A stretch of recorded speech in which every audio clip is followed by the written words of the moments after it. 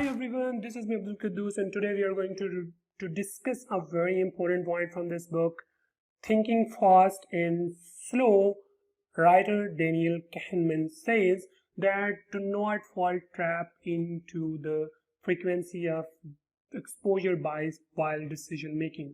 What is that? Actually, when we try to do something new, we are more prone to reluctance in decision making, that the new thing might not be workable for us, only because our mind has less imaging or less exposure to the new situations.